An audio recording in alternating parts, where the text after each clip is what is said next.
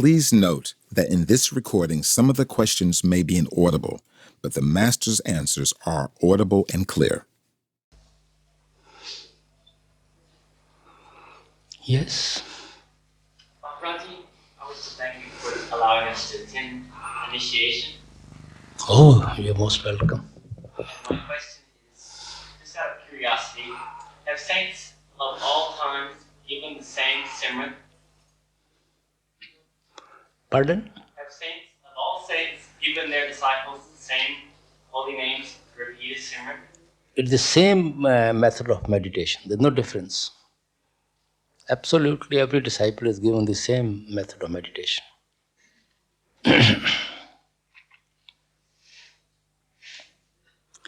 You didn't hear the same names? I was just wondering.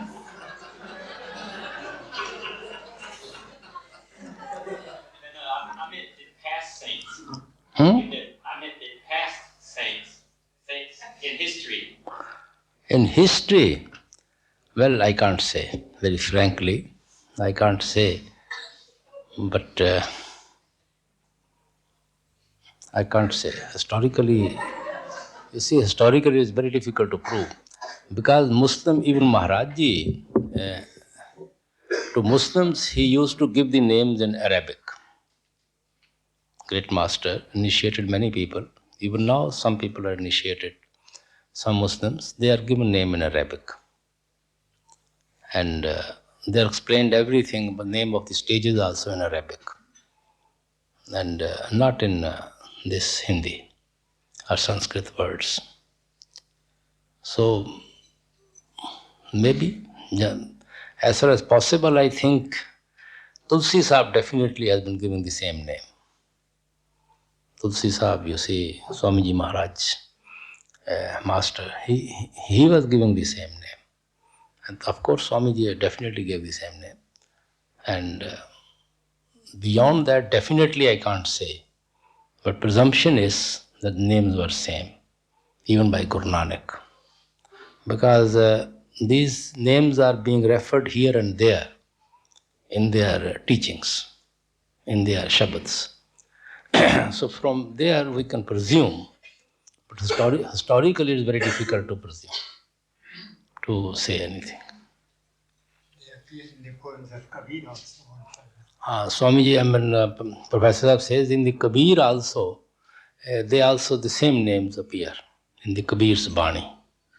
So only we can have the proof from their teaching, because they mention about the stages definitely have been the same, described even by Namdev and others, mistakes.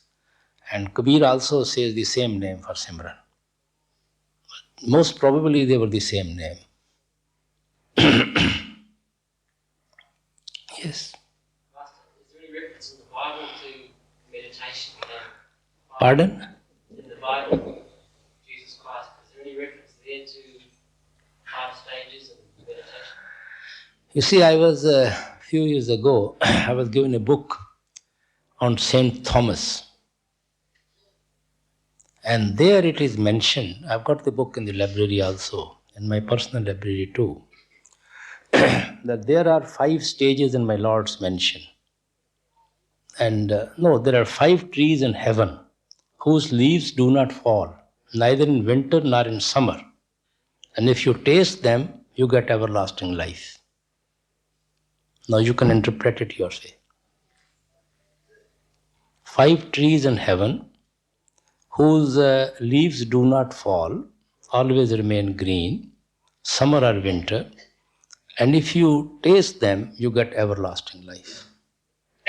So it looks that he talks about the 5 stages, and everlasting life, you see, we taste those melodies within.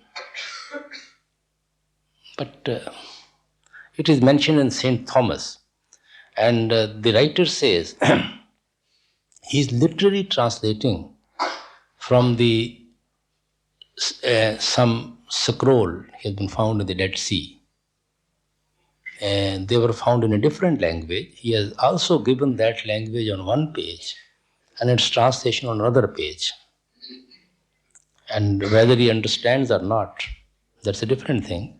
But he says, I've literally tried to, some intellectuals have deciphered, translated literally. And in that also mentioned about the vegetarian food. The Lord has given you fruits and other roots and so many things, and is against killing and all that. And so many other hints are there. In St. Thomas, I was given this book by some satsangi when I visited America last.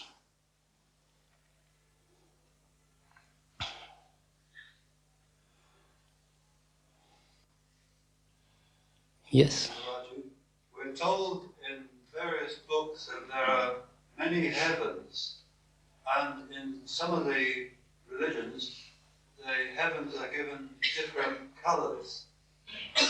Is there any You see, basis in that? mostly, it depends what their word heaven actually means. Mostly I'm trying to hint about the mentions.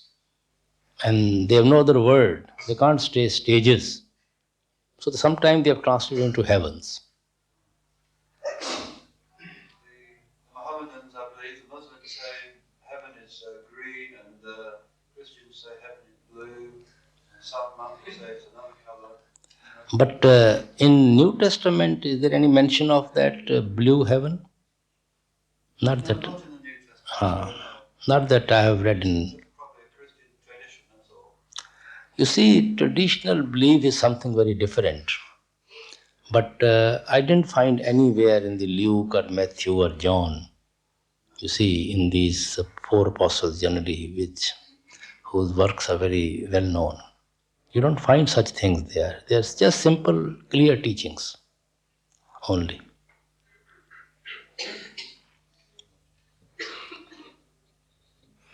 Yes. Master, what would be the difference or the similarities between an avatar and a master? A difference between An avatar? an Avatar? avatar. Avatar means prophet. There are just Hindi words you see to explain. Prophet. Some people use in a different, incarnate, say, some call them prophet. They more or less mean the same thing, you see. There's not much difference. Sometimes they say he represents that entity. Sometimes say he has incarnated, that entity has incarnated in him. And sometimes the prophet has come. You see, everybody has a different meaning to these words. But for you it would be different, a saint, a master, and an avatar? No, we just call it saints. We just call them saints. The word avatar is not much used in the language of the saints.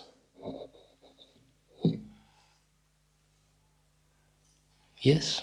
Master, if we die and we don't make it to Sachkhand, but we don't have to come back to this world, we can go and work off our karmas in an astral plane, is that correct? Can you tell us what life is like in an astral plane? What type of a wife, what type of a life you like to have?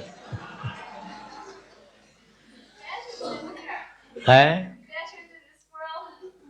Definitely better than this world. At least carefree.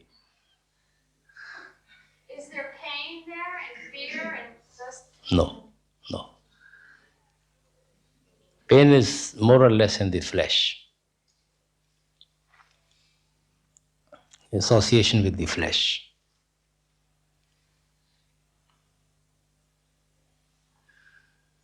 Yes. And are you there when we're there? Well, you go and see who's there.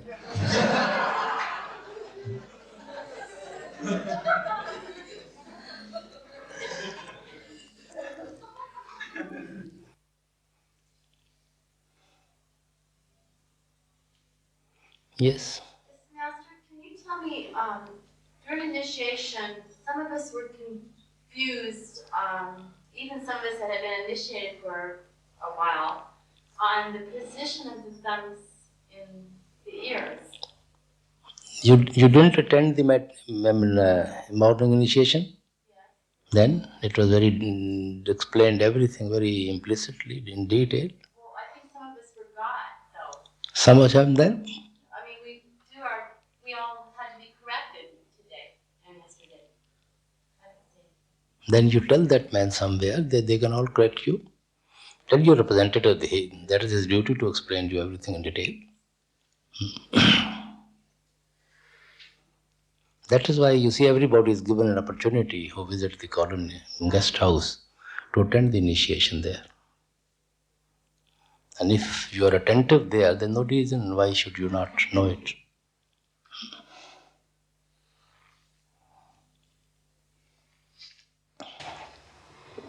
Yes, Master. When the will of the Lord pulls very strongly while we're at work, and starts to pull us away from work, how do we find the balance between work and the will of the Lord? Well, brother, the only thing we possibly can do is to be regular and punctual to our meditation and do our best with our best intention and then leave everything to the Lord. Rather than analyzing anything else or trying to find any solution or trying to find what is the will of the Lord and what I am doing, you are not different from the will of the Lord. You are puppet to your karmas. So the best is to do your best with your best intention, honest intention, and attend to your meditation. And then leave it everything. Yes. The higher mind loves to think about the Lord and the Master and the teachings, but the lower mind seems to keep right on chattering about nothing very interesting. If I were to die tonight, what would happen to that lower mind? It would keep on chattering. Well, unfortunately, sister, the mind goes with us when we die.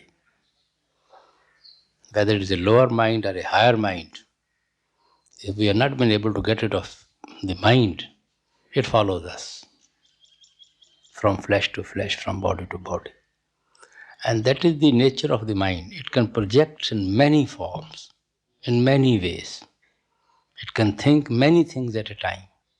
It can be at many places at a time.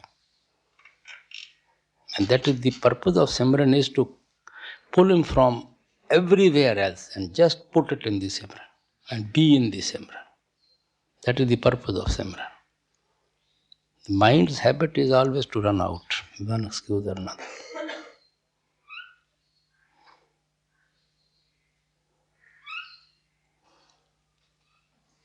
Yes, please. Master, since I've been on the path, I've looked for little miracles in association with the Master, and I know a few others have. Jesus Christ did a lot of miracles. It's written a lot in the Bible. Why don't present Masters do miracles? Pardon? What is the? Jesus Christ did. I followed that. What did you say last? Why don't the present Masters do miracles like yourself? Why do the masters don't do miracles or do miracles? Why don't they? Why don't they? You see, first thing is that no doubt Jesus Christ did perform some miracles, but not so many as it is credited to him. Not so many. And if you read New Testament very carefully, Sermon on the Mount, how it begins, they say he healed the sick and lepers and cured ill person and all that. Hearing his fame, all type of sick and diseased and lepers came from Jordan, Syria and different countries to him. They never came to him for any spiritual lessons, spiritual teachings. They only came to him to be healed. And then, what did the Christ do? He didn't start healing them. He said, seeing the multitude, he went to the mount and spoke thus. he started giving them the teaching. He started parting with them the spiritual truth. He started healing their soul. He wanted them to rise above all the karmas if they follow his teaching, if they live his teachings. He didn't start healing them. If you read it thoroughly in context with all that Sermon on the Mount, you will yourself find answer to your questions. And then, in spite of all the healing, or miracles, so-called miracles to his credit, how many disciples he gained? You can count on fingers, 12. Out of them, one deceived him, betrayed him, and most beloved disciple denied him. What was the purpose of all that healing, all that miracles? If you could only collect 12 disciples, and they also couldn't build their unshakable faith in him.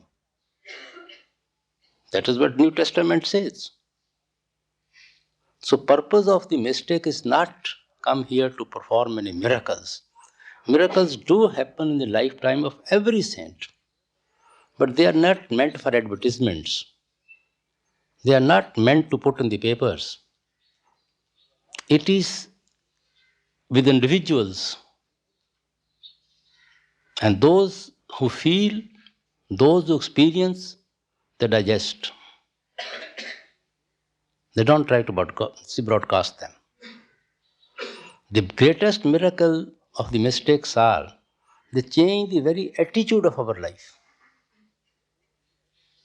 Way of our life. They turn everything ups and down in our life. That is the greatest miracle the saints come to perform in our lives. But we are more impressed by the outside miracles. And even if they perform outside miracles, we will still not follow them.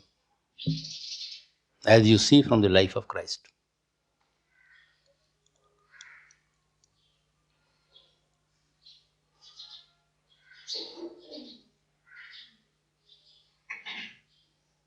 Yes. We're told that regularity and punctuality is very important. Some of us have to work shift work. Back in the West, we have to work shift work. Well, brother, I know, but as far as possible. Yeah. But is it a great disadvantage if you cannot have that punctuality and regularity? You see, advantage is, now, if we take to our daily routine, I don't talk about the shifts and all that. If we take to our daily routine, even if sometimes we are not hungry, we go and sit on the dining table and we eat something. Even if hunger is not there. So that is a habit of regularity, punctuality. That this is my meals time and I have to go to the table. So similarly, we inculcate that habit, then automatically our mind starts pulling us towards meditation. If we start compromising with the time, in the morning it is too cold, I'll sit at noon, now I'm too busy, I'll see in the evening, now I'm too tired, then you will never be able to, adjust your program for meditation in a day. So if you force your mind, this is the time for meditation. And this is a place for meditation. Place also to some extent plays its own part. You see, if we have set apart a chair, a corner for our meditation, the moment we see that, we feel like sitting and meditating. Because we have association with that place for meditation. As we have association of sleep with the bed, the moment you lie down and relax on the bed, you feel like sleeping. The moment you sit on the office table, you feel like working, attending to your mail, attending to your files. Similarly, if we have a place set apart for meditation, the moment we see that place, automatically you feel like sitting in meditation. These are the indirect advantages of these things. Otherwise, there's nothing much in them. You can sit at any time, at any place. Every place is good, every time is good. But we just bind ourselves, force ourselves, so that mind may not find an excuse.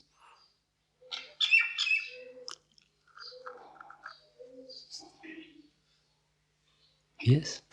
Master, when the mind of the disciple is able to concentrate at the eye center and go within, is it still necessary to sleep to take the concentration down to the throat center at other times? You mean we should discard sleep? Absolutely. Is that possible?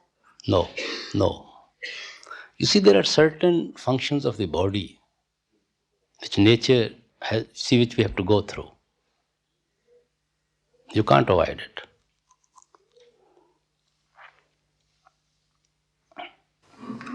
Master, you seem to be so busy, with giving satsangs, initiating, traveling as you are today in India and throughout the world, continually busy working.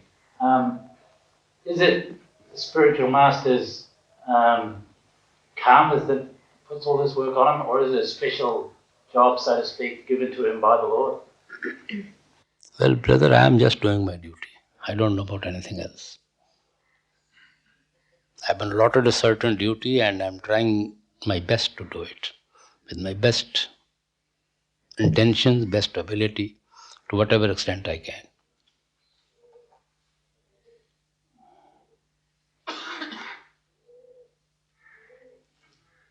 Yes? Master, when the Master shows us his miracles, how can we stop ourselves from being surprised at his grace?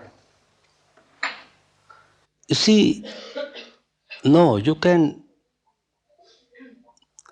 Definitely we are affected by these things. But I say that is not the purpose of their coming. And that just mere miracles is not enough to pull us towards the Father. There is something within which pulls us towards the Father. And that pull forces us towards the Lord. And that devotion, that pull comes from within. And that comes by His grace, through certain means. And that is the greatest miracle the Lord performed through the mystics, through their means. That means.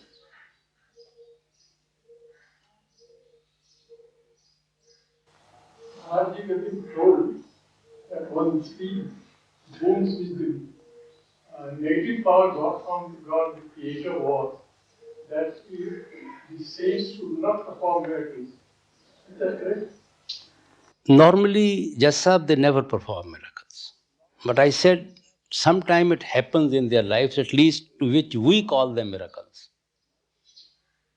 For them, it may not be miracles at all. But to us, it looks like miracles.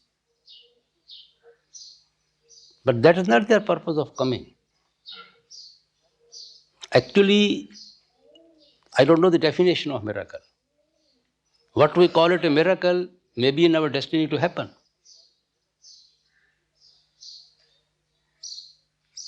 To us, it may be looking a miracle.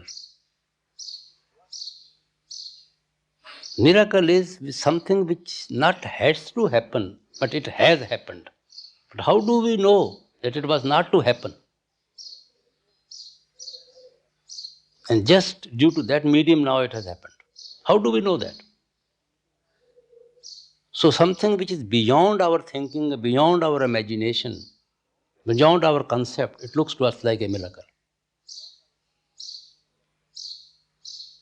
But there's nothing beyond the concept or thinking of the mystics.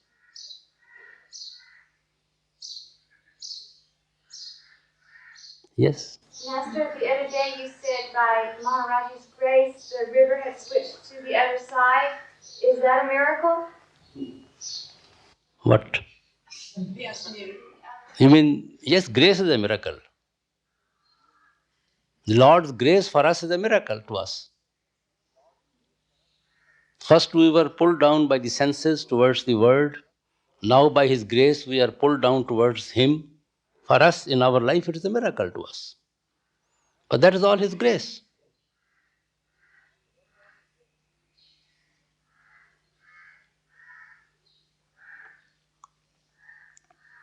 Natural tendency of the mind is to run to the senses and to the world and to the creation. So for us it is a miracle that our mind is not pulled to those things and is being pulled to a different direction. For us it is a miracle. And that is His grace. So you can call His grace a miracle.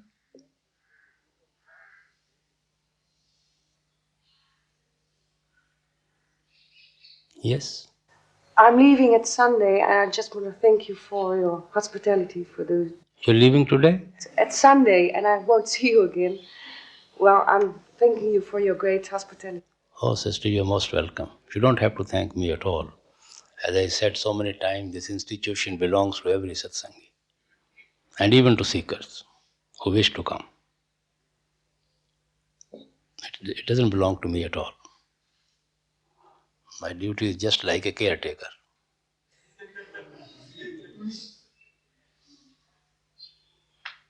Okay, I'll take leave.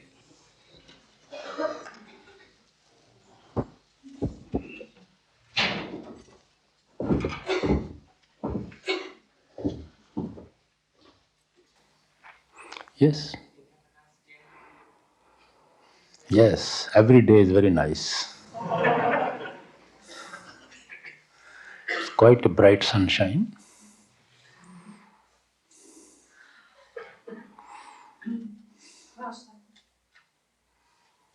I will ask you something about the Bhagavad Gita. About? Bhagavad Gita. I can tell you general concept, but anyway, you ask the question. I read this beautiful book many times, and it learned me very clear the relationship between a master and a disciple. You see, the main gist of the whole book is the karma theory. Whatever has to happen has already happened. And we should do our best and then leave everything to the Lord. It gives very beautiful teaching. It explains very beautifully the karma theory.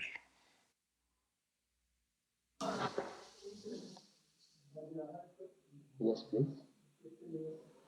Am I right in my impression that even as the soul and the mind have no location in the human body, the so-called third eye also has a location.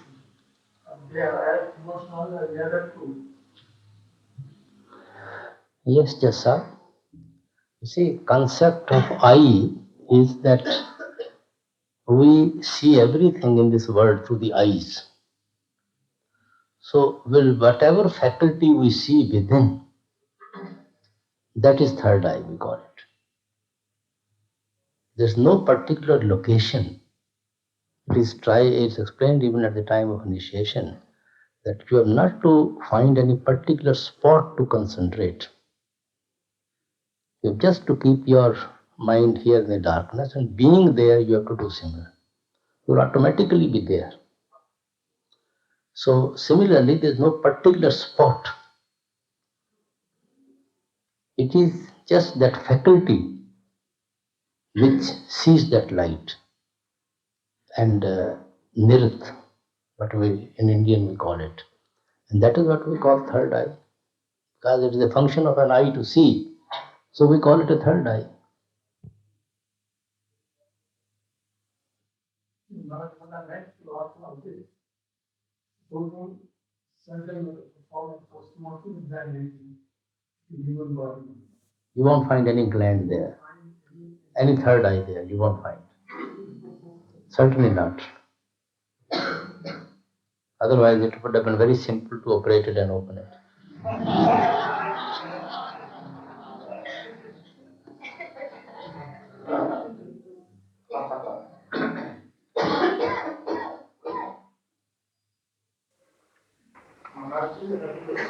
Yes.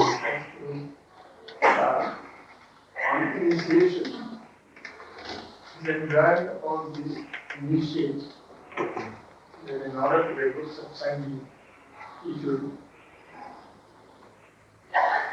do meditation for these 2.5 hours. Meditation, fast, but if the initiate happens to be a completely blind person, he doesn't start with the handicap of not being able to perform the second part of the 3 parts of the meditation. You mean of dhyan? Yes.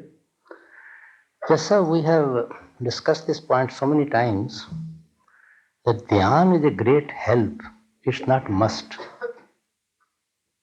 Dhyan definitely is a help in concentrating and in holding the attention at the eye center. But it is not essential part of meditation. It is not must.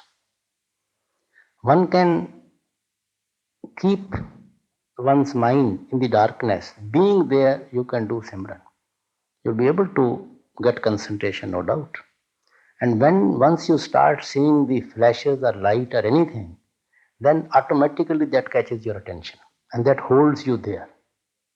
Dhyan is only to hold us there, not to let our mind run down, to let it come down. That is the only purpose of dhyan. Real dhyan is when we see the radiant form of the Master within. So before that, the object of Simran is to withdraw the attention to the eye center, and object of dhyan is to hold it there, to stay there, so that we may be in touch with the sound within. So even if you cannot hold your attention in the darkness, then you imagine that your Master is sitting there and you are doing Simran in his presence. So being in his presence, mentally thinking, that also helps us to be there in the darkness. And then with little concentration, when we see the flashes or light, then automatically that catches our attention. Dhyan is a help, but it is not must. Will he be able in later stages to see the radiant form of the Master? It makes absolutely no difference. Absolutely no difference. Yes? Master, I have 2 questions. One, I have heard that if you were born blind, you could not become initiated. Is that not true? No, generally saints don't initiate blind people. Not that you cannot be. They may do anything. There's no restriction on their discretion. But generally they don't. I also wanted to ask you if you could explain this to me. I was reading in Kabir a quotation from Shamsi Tabriz, where he says, "If thou seekest the sight of God, apply thou the collyrium of the dust of their feet, for even to the one born blind do they give eyes." You see, one blind, you see, what here blind means, that we are all blind.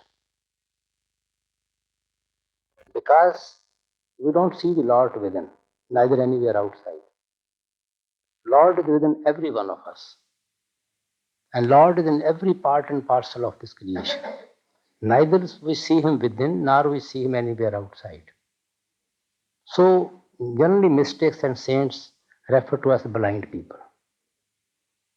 So, we have to put that collyrium which we get from the mystics or saints to get that eyesight. And that collyrium is Shabad. You see, it is generally a custom in the East that if a blind person uses the collyrium, he gets his eyesight restored. That is what the concept is. So they only explain with that simile, that if you put that collyrium, your blindness will go. Christ also has referred in the Bible that I have come to give eyes to those who are blind and to make those who see, to make them blind. He also refers to the same thing. Those who are blind, those who only see the word and are blind as far as the Father is concerned. For them I have come to give them eyes. And those who only see the word and you see and are blind to the Father, I have come to make them blind as far as the word is concerned. So these are just mistake references to explain that, you see, to open that inner eye, which sees him within. So that is what Shamas Tabriz means here, you see. Time and time I find myself getting up after meditation and saying, well, this was good, this wasn't so good. Are there any judges as to whether our meditation session has been any good or not? Well, brother, we should never analyze whether it is good or bad. Our duty is to knock at his door, to seek his forgiveness, and to invoke his mercy. It is for the Lord. Beggar never thinks whether my knocking will go useless or whether it will bring any fruit. Whether I knocked properly or not, he never thinks about it. It's his work to knock and to beg, and it is the owner of the house to come out and to give him something. So we are all beggar at his door. So we are knocking, but whatever time we are giving to meditation, we are knocking for his mercy, for his grace, for his just to seek his forgiveness. So we should not analyze whether our meditation was worth it or not, you see. Then we shouldn't try to analyze it, whether it was a good meditation or a bad meditation. We have to do our best.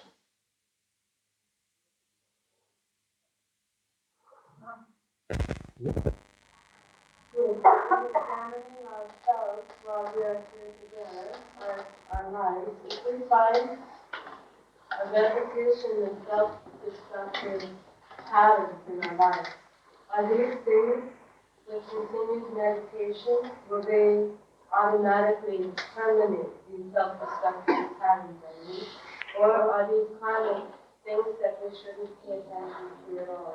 Well, sister, I don't understand your self-destructive. For example, if I had a choice of number 1 and 2, and I choose number 2, and I find out that that's not a very good choice for my spiritual development, and I say, well, I'll never make that choice again. And then later in my life I have a similar choice and I choose the wrong way again. Do those kinds of patterns automatically terminate as we meditate more, or are these things karmic that we... No, sister. With our best intention, best motto, we should try to do the best. We should try to take the best decision. And then leave everything to the Lord. We cannot say, but still we can be wrong. We cannot say that it was in my destiny, that I had to go through this. You see, it will only happen what has to happen. But we, with our best intention and good intentions, we should try to use our discretion to do the best. And then we leave it to the Lord. And should not try to analyze whether it was a destiny or whether it is a new seed I've sown. But we should not try to deceive ourselves unnecessarily or justify our weaknesses. That we shouldn't try to deceive ourselves. We always know whether we really have put our best to find a solution, or we have been swayed away by our weakness, or we are just justifying our weakness. We always know. Something within always tells us. So we shouldn't be deceptive to our own self. We should be at least honest to ourselves. And then leave it to the Father. Yes? Master, are all souls the same? The souls of people. What do you mean by sin? Well, is there any difference amongst the souls of all the different people? Or they're all the same? Sister, all souls are immortal. All souls are drop of the same divine ocean. But some has merged into the dirt. Some have fallen into the absolutely marble, good stone, where it still shines. Some drops have fallen into the leaves. They look like, you see, just like pearls from above. So, but all drops are same. Some just falls into the dirt and becomes part and parcel of the dirt.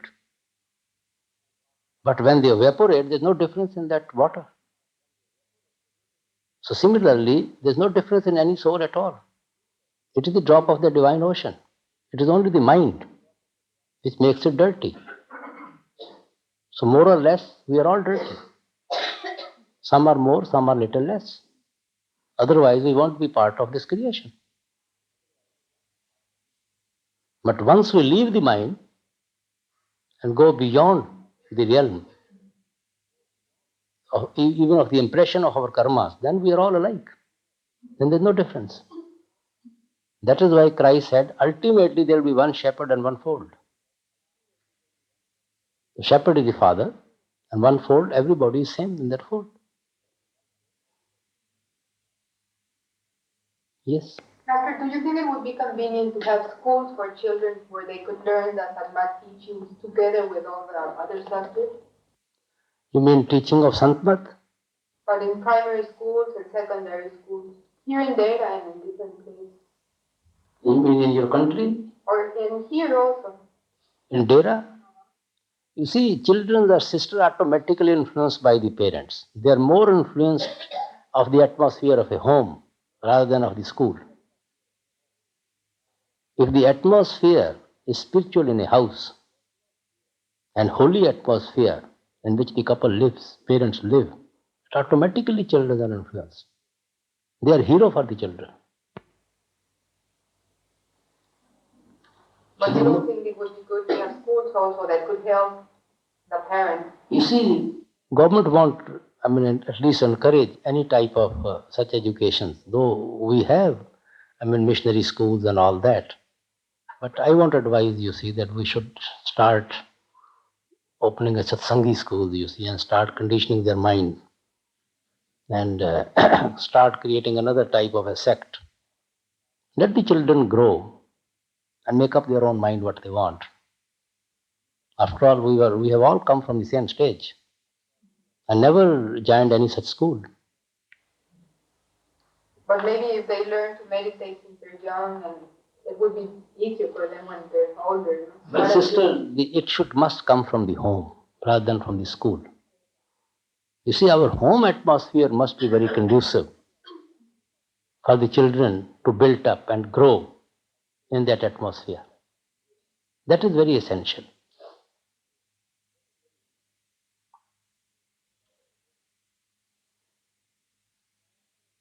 Yes?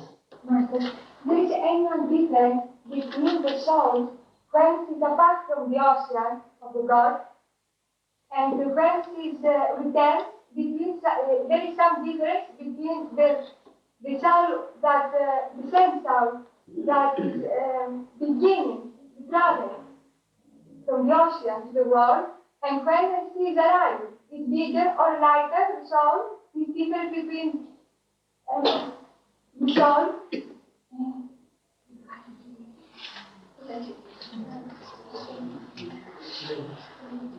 She asks whether there is any difference in the soul when she starts this journey and when she returns. What? There is difference bigger or lighter, or it's the same. It's God. I mean, when it started, it was same. And when it will go back to the Father, it will be the same. There will be no difference. When it became a part and parcel of the creation, before that they were the same. Because actually it is the Father which has projected himself in this creation. And we are part and parcel of that. And when we go back and merge back into him, then it will also be the same. There is no difference. In the lighter soul, in the type of soul, is it bigger or lighter? It became lighter, more light, or more. No, it's dead. Sister, I don't know what you are pinning to, but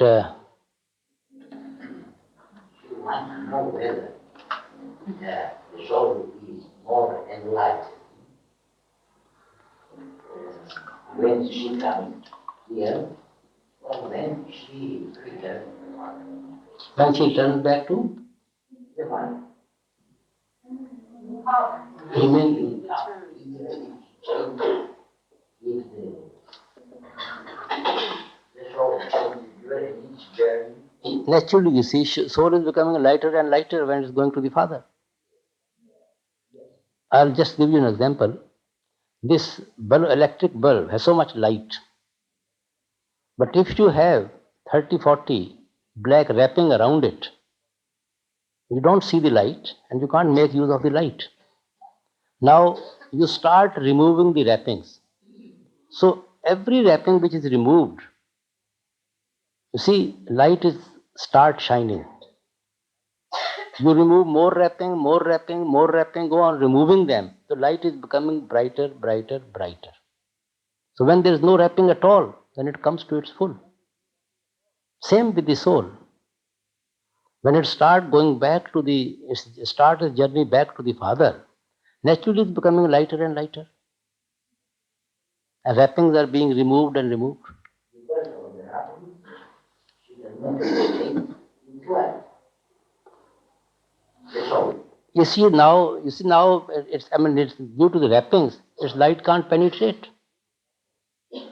We can't make use of that light because so much black wrappings is around it. So we have just to remove that. Its light is restored. Its light is already there. Light is always there. No question of restoring it. Now it starts, you see, now it's becoming more and more visible. Soul always is full with light. Soul is always immortal. Soul is always full with love and devotion for the Father. Soul is always yearning back to the Father. But the question is how much weight is over it. See, the lesser the weight, the more it feels its devotion for the Father. The more the weight, the more it is unconscious of that devotion, you see. But soul, is always towards its own Father, origin.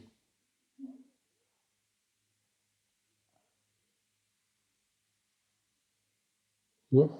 When a person is dying and you give him strong medicines and morphine and so on, do you prevent that person working out his karma or prevent the soul leaving the body? Well, sister, how do we know that it is not in his karma to take that medicine? How can we be sure that this medicine which is we giving him at that time, that a part and parcel of his destiny? So we have to do our best. And destiny will take its own shape. When you stand before a person that's dying and you have to decide to give him or to give him not. You see, if you are absolutely sure, which generally we are never, then why bother? You see, but our attention is always to help the person to the last, in every way. To lessen his agony, to help him, to revive him possible. We will definitely do our best.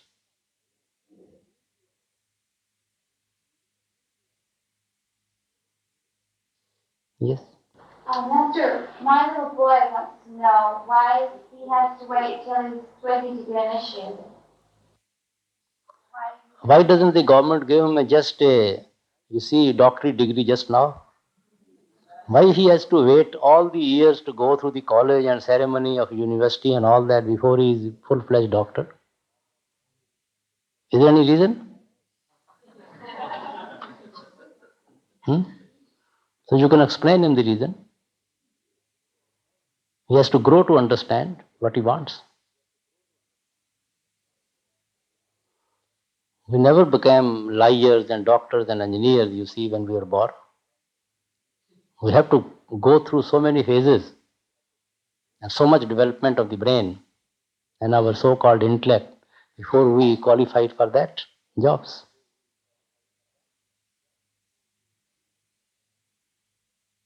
Yes. You said the night before yesterday. Whatever has to happen has already happened. Does that mean that in a higher stage of consciousness, time and space has no significance? What is no significant? Time and space. Our faith? Space. Time and space. Time and space has no significance. That is our concept of time and space. But from his point of view, there is no time and space.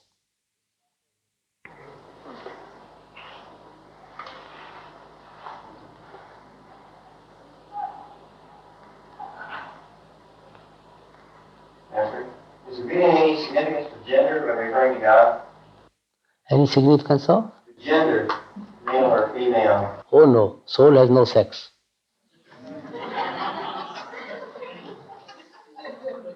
Fortunately, the soul goes back to the Father.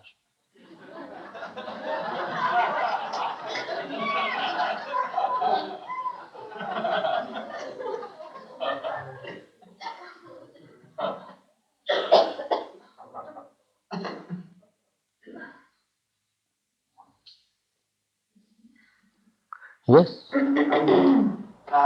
When the soul, when consciousness is withdrawn to the eye center, the body dies.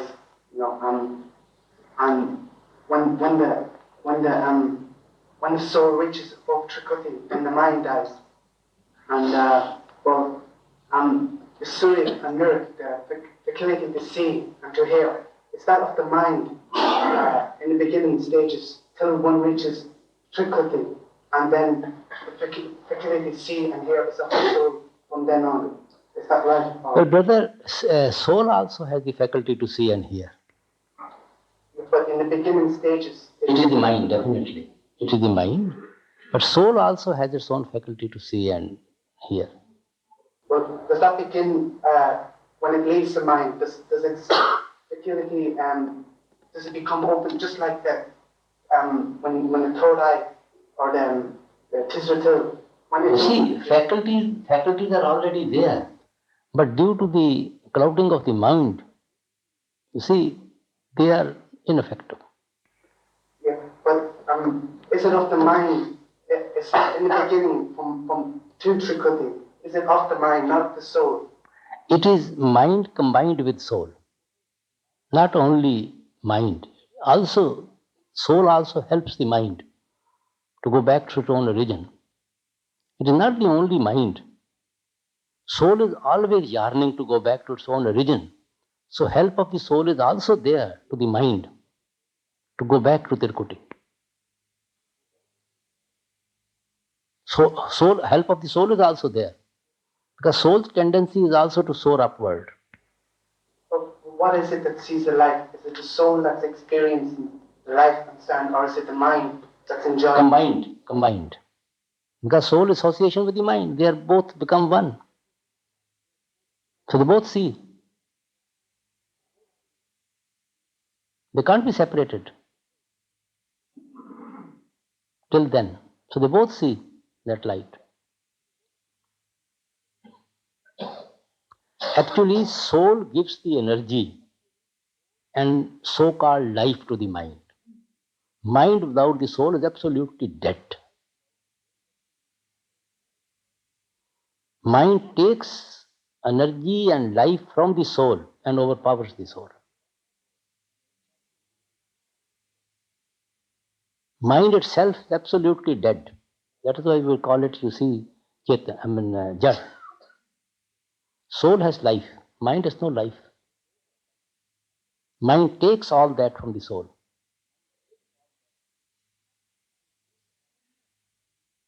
Mind can never function without the soul at all in the body even. Yes. Maharaji, at the time when the mind and the soul both experience the light, is that the point in time when the struggle is most severe? Because, one has the propensity or the desire to go further. In other words, the soul wants to go further with the light, and the mind still having certain attractions to the world. Naturally. Tendency of the mind is already downward, and tendency of the soul is always upward. and inward. And tendency of the mind is always downward and outward.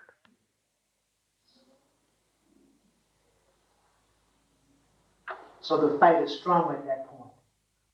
Naturally, you see. Yes.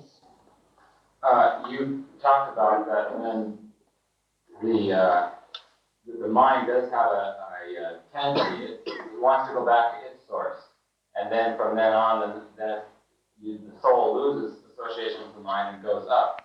You see, as you know, mind is fond of pleasures. Mind is trying to seek pleasures.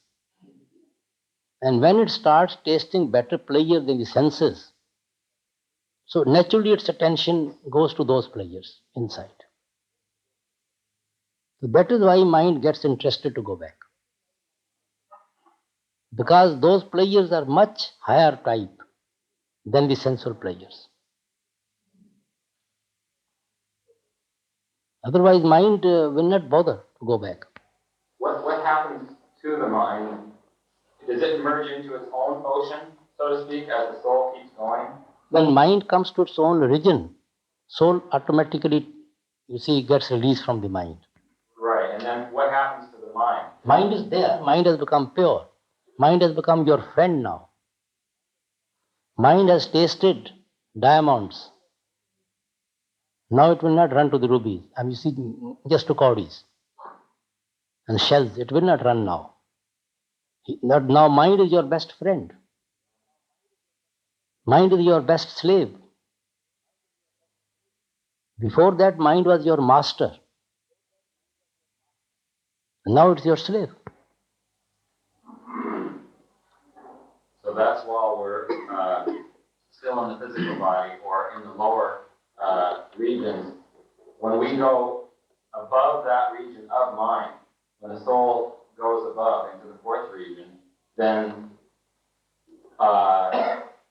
is there any is the mind existing on some level as the soul is free? Mind doesn't go beyond Brahman. Whenever the soul comes to the body, it has to come along with the mind. It cannot leave the mind back and come. Soul must function in the body through the mind. Soul cannot function independently of the mind. But then mind is your best friend. It's not your enemy.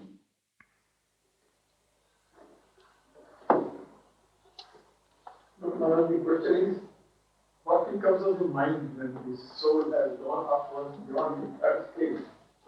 Mind is dead, I say. Mind has no life in itself.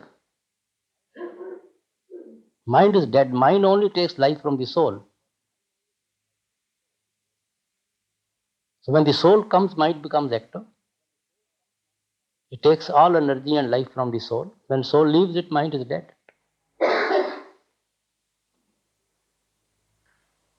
And mind emanates from the car.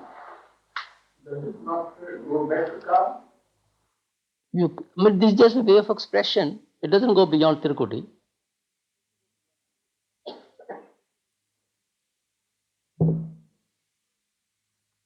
Yes. Can the mind be defined? The soul gets life to something, but what is that something that it gets life to? Can it be defined in words? That what is it that it gets life to? What is it that draws that from the soul? What is it? It must be something, but yet it's so. When it comes down, it takes the mind. But what is that mind? What is it that draws the energy from the soul? You see, you are tempted to certain senses.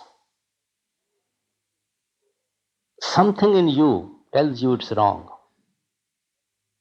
Don't do it. It's not right. What is that something in you? And what is that which is being tempted to those senses?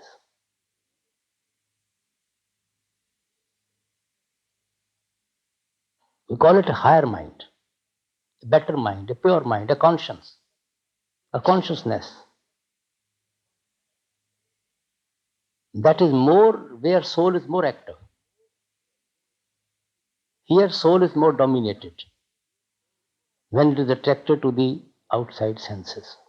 Mind is dominating us.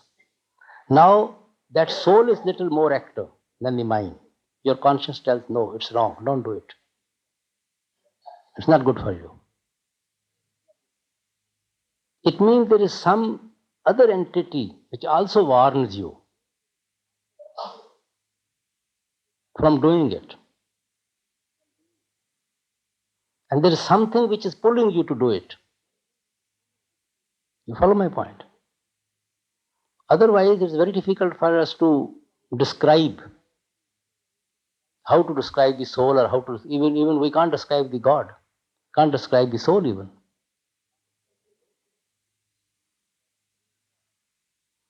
You see,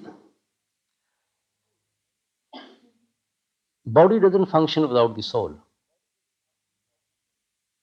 I say, I have done it. I am going to do it. What is that I? This body, but body is still there when you die. Body is still there, then this I doesn't function. It means there was something in this body which is I.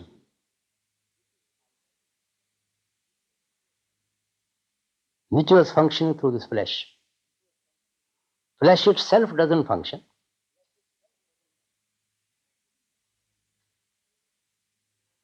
So we define soul like that. Something which gives life to the body, without which the flesh cannot function. We call it soul. Now we try to differentiate it with this mind. Something which is pulling us outward, and something which is warning us that don't do it, it's not right. It's a bad thing. You shouldn't steal it. It's not right, it's not your property to steal. But one thing you start justifying. No, I have to do it. I need it, I do it. You're so tempted to do it. Nobody watches me, nobody sees me. You see, so there is some conflict between two things. It's a very crude way of, defining both of them. But it means there is something which is besides the soul, or something which besides the mind. As there is something which is beside the flesh.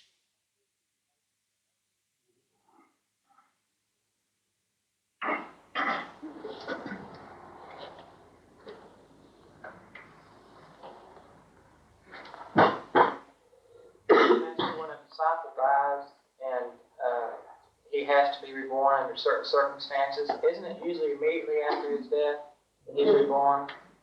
Who's met after death? After the disciple dies and under certain circumstances, he has to be reborn into the world again. Yes. Isn't he usually reborn immediately after he dies? Immediately. Unless he is in the inner mansions. Yes, if he has to come back, he usually comes back immediately, doesn't he? Wherever he is to go, he goes back immediately, whether inner mansion or outside.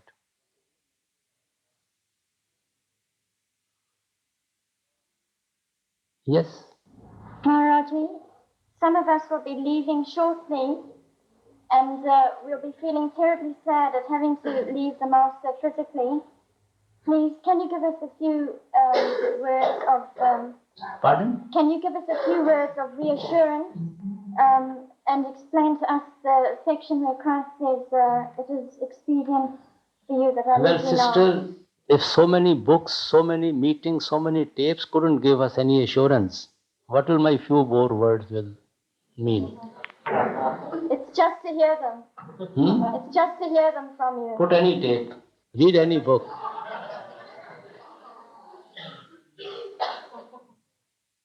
Your master is always within you. He is not anywhere outside, sister, at all. And we should look to him. And we should try to reach him, seek him, which is our constant companion. He never leaves us we may leave him. So we should never feel disheartened at all. We are never alone. Our Master is always with us. Okay.